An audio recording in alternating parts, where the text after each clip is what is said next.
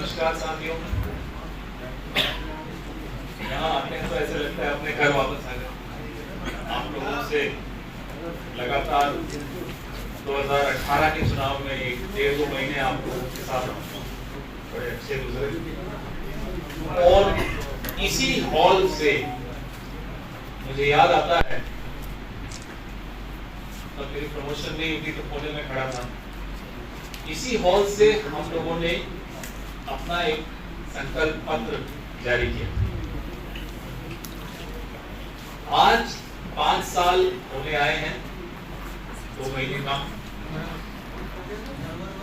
बड़े गर्व से कह सकते हैं कि 94% काम जो मैनिफेस्टो में था वो हम पूरा कर चुके। बावजूद इसके कि 2-2.5 साल पूरे देश या पूरे विश्व के कैसे गुजरे हमने देखा। लॉकडाउन था,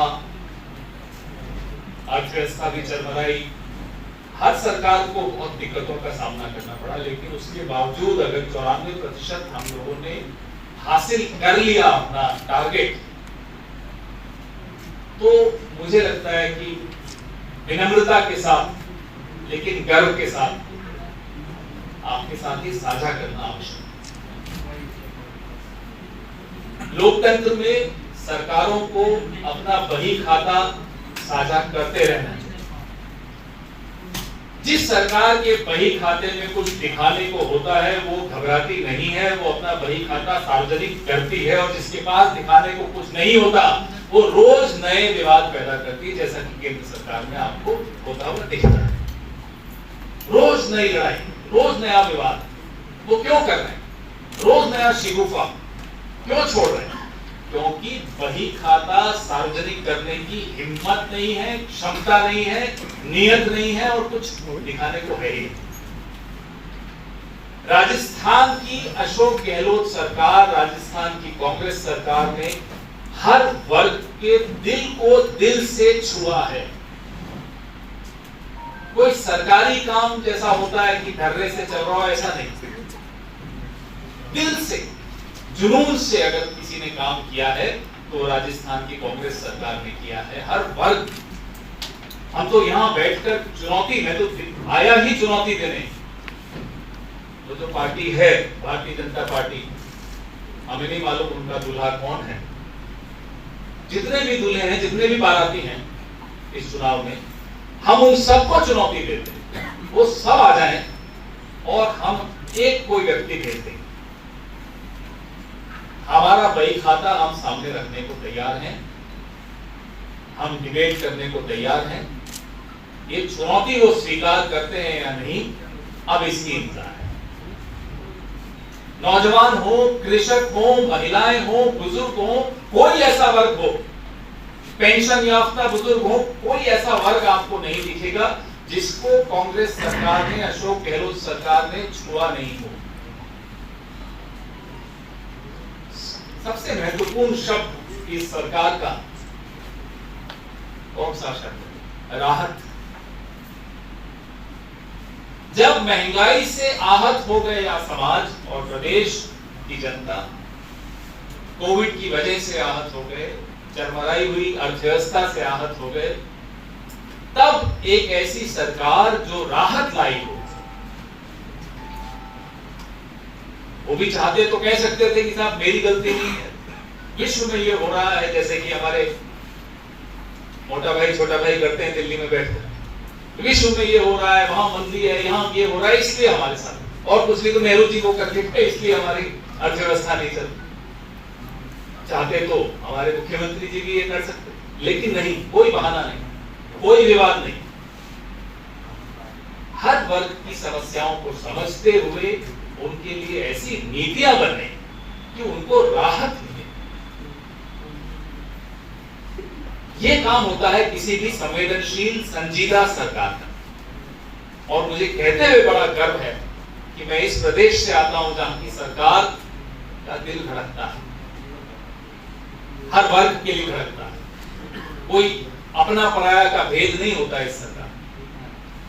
देखा कि महिलाओं को दिक्कत है, उनके लिए, किसानों को दिक्कत है, उनके लिए, वो ओल्ड पेंशन स्कीम हो, कोई भी ऐसी आप चिरंजीवी स्वास्थ्य योजना हो, कोई एक योजना उठाकर देख लीजिए। ये लंबी लिस्ट है, बार बार हमारे यहाँ इस मंच से आपसे हम दोहराते भी रहेंगे और दोहराना चाहिए भी, लेकिन इस लिस्ट में आप कोई योजना उठाकर देख लीजिए, उस योजना में एक संवेदनशील सरकार के संवेदनशील मुख्यमंत्री का एक धड़कता हुआ दिल की आवाज सुनाई देगी आपको।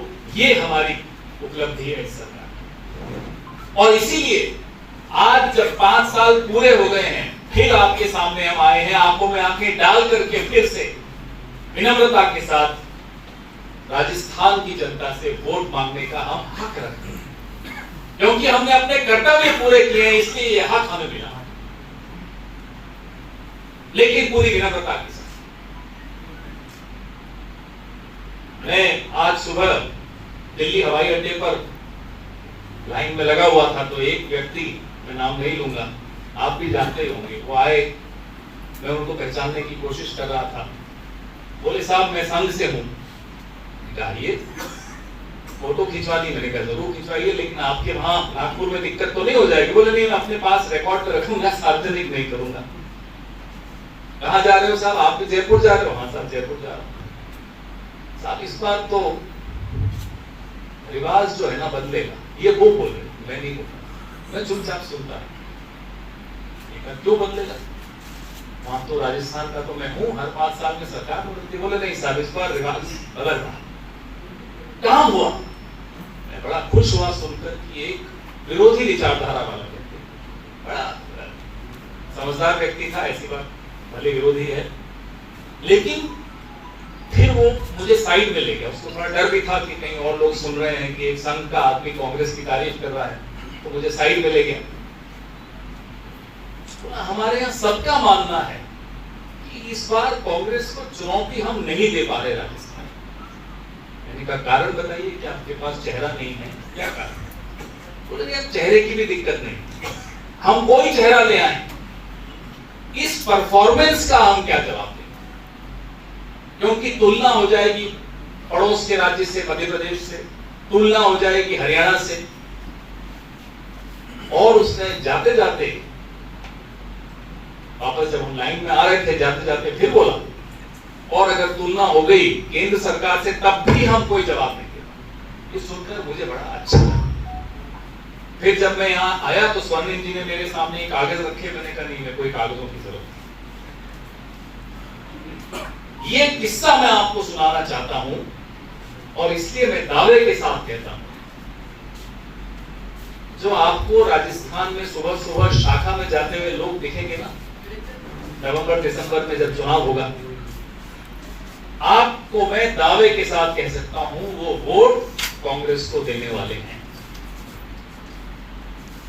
जो व्यक्ति ये देख रहा है कि एक संवेदनशील सरकार सबके लिए सोचती हुई आगे बढ़ रही है, उस सरकार को कोई, जो राजस्थान के हित की बात सोचता होगा, ऐसा कोई भी व्यक्ति उस सरकार को नहीं चाहेगा कि वो हारे। आप सबसे एक निवेदन है, गुजारिश है, आग्रह है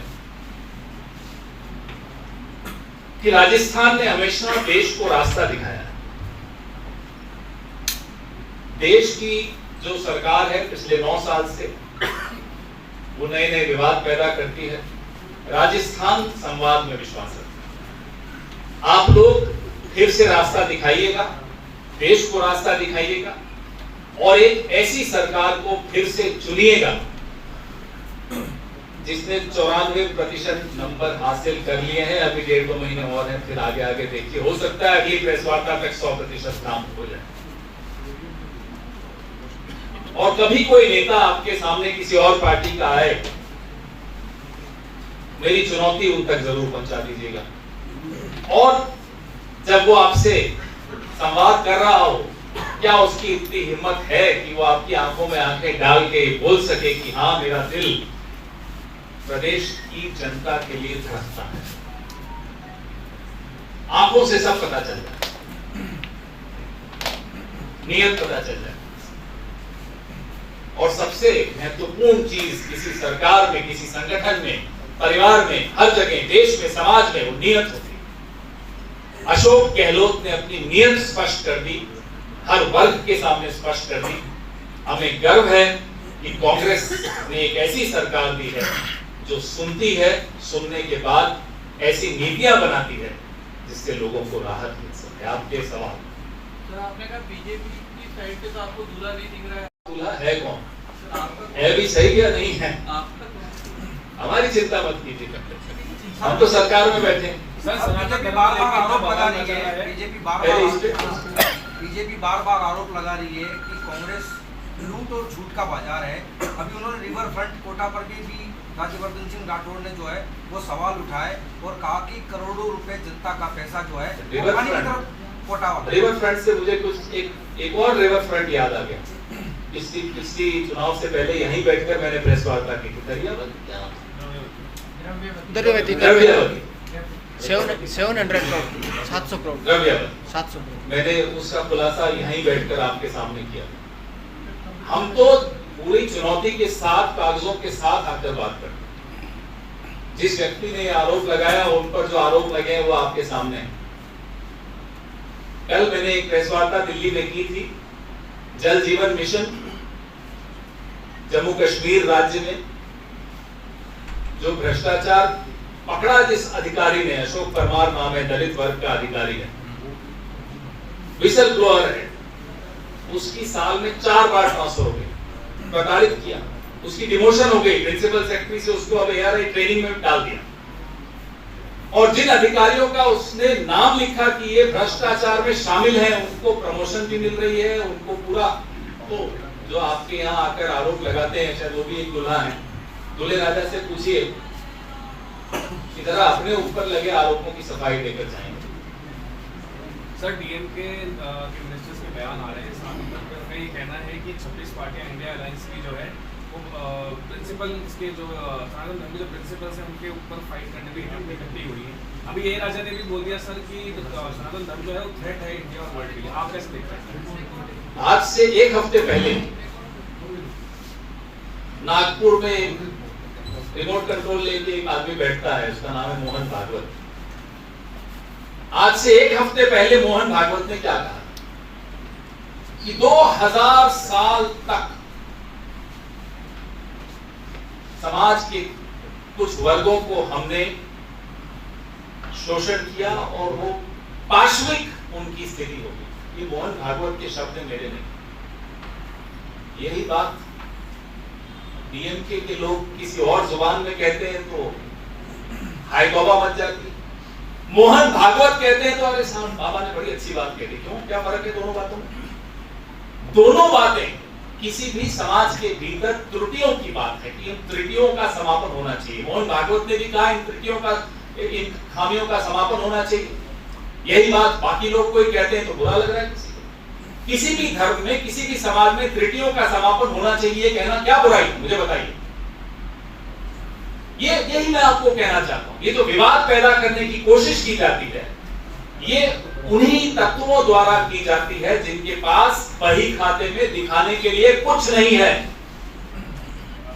मोहन भागवत कह रहे हैं कि साहब हमारे धर्म में कुछ कमियां हैं, 2000 साल से वो कमियां हैं, उन्हें दूर होना चाहिए। तो कोई बात नहीं, अच्छी बात है, आप सर आंखों पे लेते हो उस बात को। डीएमके कह देता है कि त्रुटियां हैं, कमियां हैं धर्म में, तो आपको बुरा लग जाता है। क्या आप द्रविड़ पार्टियों के खिलाफ हैं, दलितों के खिलाफ हैं, किसके खिलाफ हैं? तो ये विवाद क्यों हो रहा है, मुझे बताइए। ये विवाद वही लोग कर रहे हैं जिनके ट्रैक रिकॉर्ड में कुछ दिखाने के लिए नहीं है, जिनको सरकार चलाना नहीं आता। वो चाहते हैं समाज में विवाद होता रहे और समाज व्यस्त रहे और मीडिया व्यस्त रहे और विपक्ष व्यस्त रहे। और राज्यवर्धन सिंह राठौड़ ने आज आपने कहा 94% अचीव कर लिए। आज बिजली को लेकर बड़े सवाल उठाए कि राजस्थान के कई यूनिटें, 12 यूनिट के करीब बिजली बंद है और बड़ी महंगी बिजली खरीदनी पड़ रही है। एक पिक्चर थी ना बीवी नंबर 1, एक और पिक्चर बनेगी भाजपा पे राजस्थान, दूल्हे राजा नंबर 2। तो ये राज्यवर्धन राठौड़ से दूल्हे राजा नंबर 2, 3, 4 कुछ है श्रृंखला में, ये भी एक दूल्हे राजा है। हम तो उनको भी चुनौती देते आए ना। ग्राउंड वो तय करें, शहर वो तय करें, समय वो तय करें, दिन वो तय करें, हम हाजिर हो जाएंगे। हम अपना बही खाता लेकर आ जाएंगे। बिजली पर बहस करनी है, तैयार है साहब। पानी पर बहस करनी तैयार है, पेंशन पर बहस करनी तैयार है, स्वास्थ्य पर बहस करनी तैयार है, जिस पर बहस करना चाहे तैयार है। बस ये बता दें दूल्हा कौन है। सर आज से तकरीबन 1 साल पहले 25 सितंबर को विधायक दल की बैठक बुलानी थी कांग्रेस पार्टी को, वो बैठक 1 साल में नहीं हुई है। अब धारीवाल जी को, महेश जोशी को, धर्मेंद्र राठौड़ जी को नोटिस मिले हुए हैं अनुशासनहीनता के। आज मुख्यमंत्री को कोटा जाना था, वो प्रोग्राम स्थगित हो गया। कल कैबिनेट वहां कोटा में होनी थी, वो स्थगित हो गई। तो क्या धारीवाल अभी त्याज्य है कांग्रेस पार्टी के लिए, या पार्टी उनको किस स्टेटस में देखती है उनकी अनुशासनहीनता के? मुझे नहीं लगता कि राजस्थान की जनता के हितों से जुड़ा हुआ कोई मुद्दा है। पार्टी का आंतरिक मसला है, पार्टी को मालूम है उसको कैसे उसका निस्तारण करना है। राजस्थान प्रदेश के एक एक व्यक्ति के हितों से जुड़ी हुई कोई बात हो तो उस पर चर्चा करें। सर एक पार्लियामेंट के स्पेशल सेशन में बुला रहे हैं सर, उसमें जो स्टाफ है उसके ड्रेस कोड की प्रिंटिंग है उसमें भी कमल का फूल खिल गया सर, क्या? अब इनको लगता है जाती हुई पार्टी है, कहीं तो कुछ निशान छोड़कर जाए। लेकिन मानसिकता देखिए, आप आए थे, बड़ी बड़ी वादे कर आए, कोई एक काम आप करके दिखा दें। हर चीज में आपको यहां भी एक विवाद पैदा करने की कोशिश, ताकि हम और आप असली मुद्दों से भटक कर कपड़ों पे कमल है, मोदी जी 4 बार कपड़े बदलते, इन्हीं बातों में हम व्यस्त हो जाते। ये सिर्फ और सिर्फ एक ऐसी मानसिकता दिखाता है जिस मानसिकता में सरकार चलाने की क्षमता नहीं है। सर भारत और इंडिया वाला भी इसी की पार्ट है क्या? संविधान का अनुच्छेद 1 क्या कहता है? India that is Bharat. विवाद कहां है बताइए? विवाद है ही नहीं। भारत पेट्रोलियम से पेट्रोल भराओ या इंडियन ऑयल के पेट्रोल पंप से पेट्रोल भराओ, महंगा तो उतना ही है। सोना बोलो या गोल्ड बोलो, कीमत तो वही रहेगी। तो ये हिंदी और अंग्रेजी का विवाद है, उसको भारत और इंडिया का विवाद क्यों बना रहे हैं? भारत और इंडिया में क्या फर्क है? कोई फर्क नहीं। इंडिया दैट इज भारत तो मेरा संविधान कहता है। सर आप जाने सरकार रिपीट करेगी, योजना एक्चुअली कराए जनता के विस्तार भी करें, लेकिन जनता कराए कि जो लोकल विधायक है एमएलए हैं उनको लेकर विरोध नजर आ रहा है। साथ साथ कुछ जो विधायक है वो भी सरकार के खिलाफ अलग बयानबाजी देती है, उनको लेकर भी कुछ देखिए, हर पार्टी की उम्मीदवार चुनने की एक प्रक्रिया होती है। कांग्रेस की प्रक्रिया, मुझे लगता है उम्मीदवार चुनने की जो प्रक्रिया कांग्रेस की है, खासतौर पे पिछले कुछ सालों में जो देखने को मिल रहा है, वो सबसे कठिन। आपको तो चलिए पता चल भी जाए, आप पत्रकार हैं, खोजी लोग होते हैं। हम जो इस मंच पर बैठे हैं, हमें मालूम भी नहीं पड़ता कब हमारा सर्वे हो चुका होता है, और ऐसे तथ्य निकल कर आते हैं जो बहुत कम लोग जानते हों। इससे ज्यादा कुछ बोलना मेरे लिए उचित नहीं है। सर रिवर फ्रंट को लेके एक सवाल है सर। 1 जुलाई का सर एक लेटर आया हुआ है जिसमें सुप्रीम कोर्ट और एनजीटी का हवाला देते हुए गवर्नमेंट ऑफ इंडिया ने ये कहा है कि क्लियरेंस नहीं मिला था और उसके बाद जो भी कंस्ट्रक्शन है वो इलीगल है, और अभी तक राजस्थान गवर्नमेंट की तरफ से रिप्लाई फाइल नहीं हुआ है। अच्छे कामों को रोकने की कोशिश करना जनता देख रही है। पूरे देश में एक मिसाल बना हुआ है, ये जो देख रहा है वो हैरान। जवाब जाएगा तो आपको मालूम पड़ ही जाएगा, लेकिन जवाब जो जनता देगी वो सब कुछ नहीं। सर आप विपक्ष की बात कर रहे हैं, लेकिन चुनौती तो आपके ही मंत्री दे रहे हैं। अशोक चांदा 2 दिन पहले कलेक्ट्रेट पर धरने पर बैठे ट्रांसफार्मर को लेकर, और आज भरत सिंह कुंदनपुर जी ने अपने सिर मुंडवाकर बाल भेजे सीएम को। अब अगर विपक्ष किसी प्रदेश का इतना कमजोर तो क्या करे सर, उसमें हमारी क्या गलती? अब विपक्ष इतना कमजोर है कि फिर हम आपस में ही कर लेते हैं, उसमें क्या होगा? आपस में कर लेते हैं, आपस में ही लड़ोगे सर। सरकार पे, ब्यूरोक्रेसी पर, अफसरशाही पर दबाव रहना जरूरी है, नकेल रहनी जरूरी है। अगर उसमें भाजपा कमजोर हो जाए तो फिर आपको क्या लगता है कि हम उनको छोड़ दें?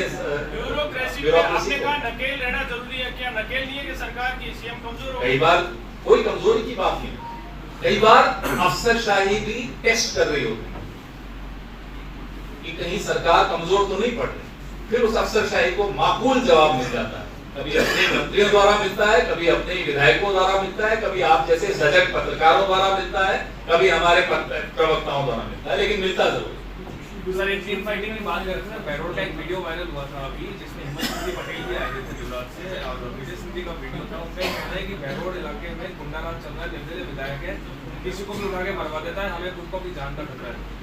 मैंने वो वीडियो नहीं देखा, इसकी जानकारी नहीं है, स्थानीय मुद्दा है, जब मुद्दे की जानकारी न हो तो उस पर बोलना मेरे लिए। मोनू मानेसर को आज गिरफ्तारी हुई है और राजस्थान लाने की तैयारी हो रही है।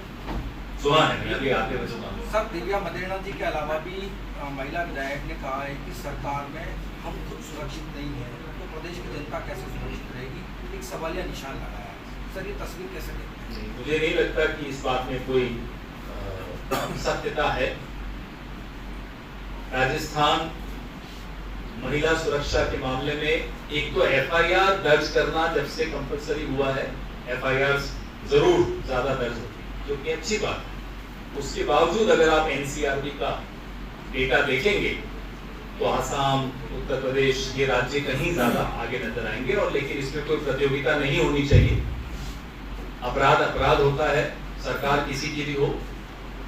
समाज के अंदर जो एक आपराधिक तत्व है उन पर किस तरह से आप नकेल कस पा रहे हो, वो परीक्षा होती है एक सरकार। राजस्थान सरकार ने उदाहरण पूरे देश के लिए एक नहीं अनेक बार पिछले 5 साल में दिया है, जिसमें नो टॉलरेंस की नीति है अपराध को लेकर। हाँ, भारतीय जनता पार्टी को से आपको ऐसे उदाहरण मिलेंगे, 1 मिनट अगर आप 2 मिनट सुन लें, भारतीय जनता पार्टी से ऐसे शर्मनाक उदाहरण मिलेंगे। कठुआ में जब एक बालिका का बलात्कार हुआ तो बलात्कारियों के पक्ष में झंडे उठाकर नारे लगाते हुए भारतीय जनता पार्टी के उस वक्त के जम्मू कश्मीर के 2 मंत्री शामिल थे। यही उन्नाव में हुआ, यही हाथरस में हुआ। ये उदाहरण आपको सिर्फ और सिर्फ भारतीय जनता पार्टी में मिल सकता है, कांग्रेस में कभी नहीं मिल सकता। कांग्रेस पार्टी की सरकारें नो टॉलरेंस में विश्वास रखती हैं जब भी कोई अपराध होता है, खास तौर पे महिलाओं के बारे में, महिलाओं के खिलाफ कोई अपराध। सर, आपने सारे मुद्दों पे बात करी, 94% आपने कहा सारे काम हो चुके हैं। बीजेपी के लिए आपने मुद्दा छोड़ेंगे, कुछ बचा है तो उठाने के लिए? अगले 5 साल हम चाहते हैं कि एक मजबूत विपक्ष बनकर वो 5 साल और मेहनत करें, और 5 साल बाद शायद उनको कोई दूल्हा मिल जाए। सर, आपके अकॉर्डिंग कितने दूल्हे हैं और कौन कौन? दूल्हे बहुत हैं उनके। रोज सुबह उठो तो एक नया दूल्हा आ जाता है। तो अभी लास्ट काउंट तक 5-6 दूल्हे हो गए। आने वाले दिनों में शायद बढ़ जाए, घट जाए, देखते हैं। अरे हमारी तो सरकार है, हमसे क्यों सवाल पूछे? विपक्ष से सवाल पूछिए। हमेशा विपक्ष से सवाल पूछा जाता है दिल्ली में, तो आप पहले हैं जो सरकार से सवाल पूछ रहे हैं। धन्यवाद। अब आप